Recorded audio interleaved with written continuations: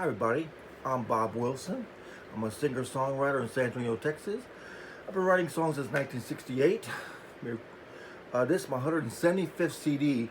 I have 3,500 original songs. I have 500 on YouTube. Um, Actually, when I started doing educational videos, I watch a lot of TV. I'm retired, so I watch a lot of things that interest me. And I saw this man on TV, and they say he would do simple things like show people how to tie a tie or how to change a tire or something. He did videos, and he got 2 million views. I said, wait a minute. I'm 69 years old. I'll be 70 in October. I have an excellent memory. I mean, I can recite good history about a lot of stuff, all kinds of subjects, and I'll do educational videos if people like them.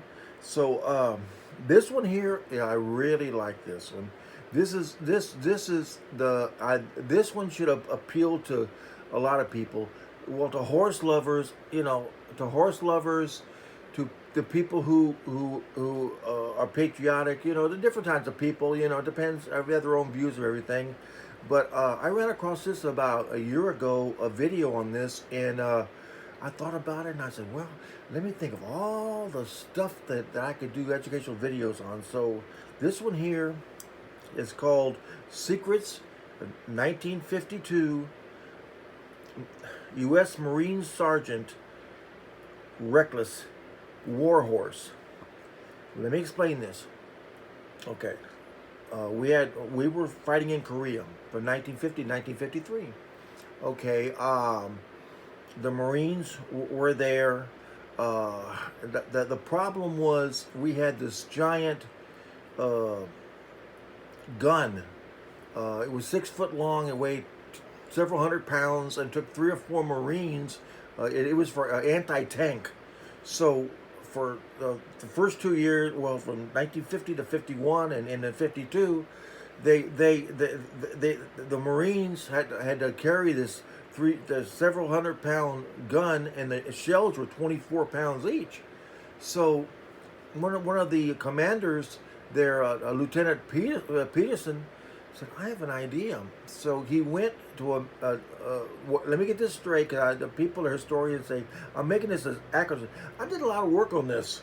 I read the story 3 or 4 times to try to get it as accurate as possible. What I understand, this is what I understand.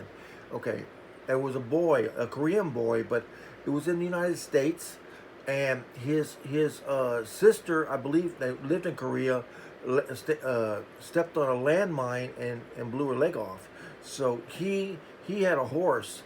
He was training to race, but he had to sell the horse to get money for an artificial leg for her sister. So Lieutenant Pearson of the Marines, out of his own pocket, paid $250 for this horse. It was a chestnut color.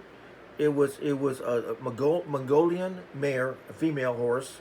He was training it for racing, and he thought, well, maybe we'd use this horse as a pack horse. And so they got this horse, and they put a harness on the horse to hold the 6 foot long gun that weighs several hundred pounds, and the 24 no, it was 9 24-pound shells for the thing, and they put it with the look at all the information. My God, it's a lot of work. Y'all better get millions of views on this. Okay, they assigned him to the United States Marine Rifle Platoon, anti tank company. The first horse ever to be used like this in Marines, what I've heard.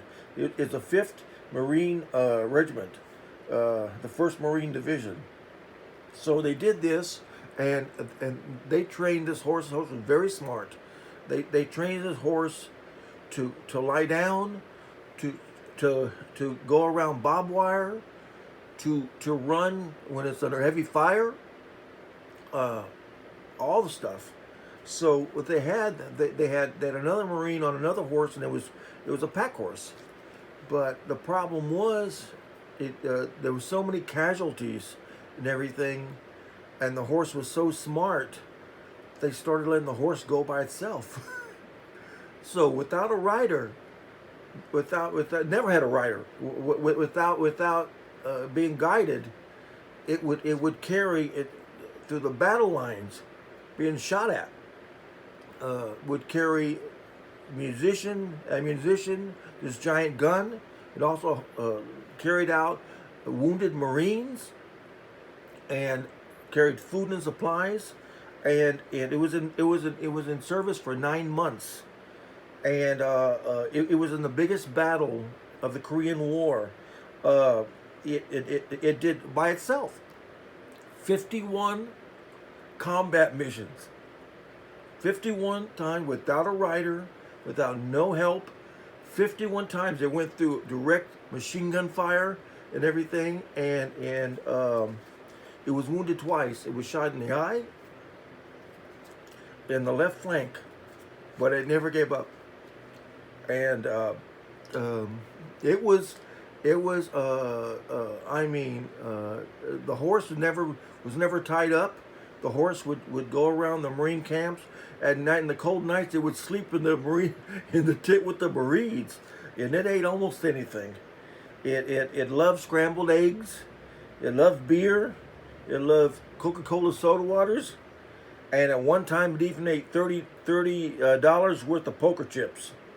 It was respected by everybody. They first made it a corporal. This first time in Marine history, made it a corporal. But after all this things that it did, it made it a staff sergeant. And okay, make sure I didn't forget anything. Okay, so it was retired after the Korean War. It had four babies. Okay,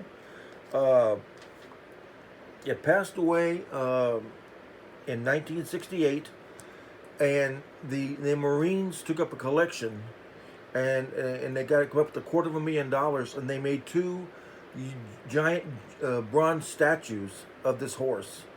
And one is at or near the FBI headquarters in Quantico, Virginia, and the other one is at Camp Pendleton, the U.S. Marine base. On a sad note, the United States horse business refused to acknowledge anything about the horse. No credit at all. So that's a story, and I think it should be passed down to generations.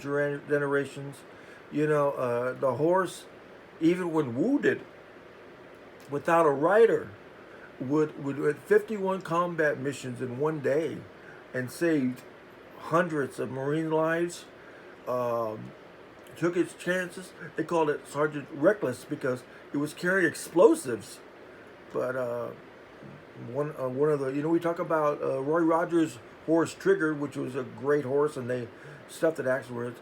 This horse, which like I say, was owned by a Korean stable boy, who sold it because needed a prosthetic leg for his sister, and the smart thinking of a Marine lieutenant out of his own pocket to make this happen. Well, if these educational videos go good, I pick a lot more subjects and everything. I already done 3,500 songs, 175 CDs.